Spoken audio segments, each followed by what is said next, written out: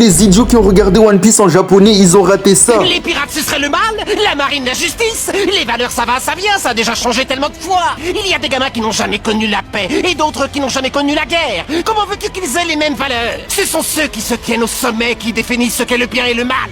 C'est pour ça qu'on est en pleine zone neutre. La justice vaincra-t-elle?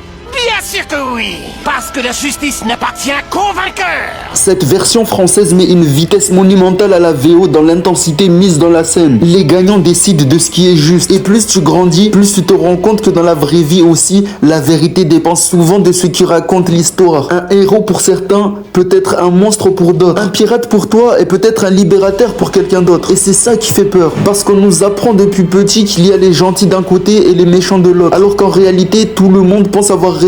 Même dans notre monde, regarde les réseaux sociaux par exemple. Si 10 000 personnes répètent la même chose, les gens finissent par croire que c'est la vérité. Pas parce que c'est vrai, juste parce que c'est populaire et c'est exactement ce que disait Doflamingo. La justice change selon celui qui a le pouvoir. Franchement, c'est peut-être pour ça que ce discours est défini aussi culte. Parce qu'au fond, il parle pas seulement de One Piece, il parle du monde réel. Les gens ne veulent pas trop l'admettre. Et c'est pour ça que je dis que ça met une vitesse à la version japonaise. Même si les choses dites sont les mêmes, mais l'intonation est tellement différente que honnêtement en français, je trouve que ça passe beaucoup mieux.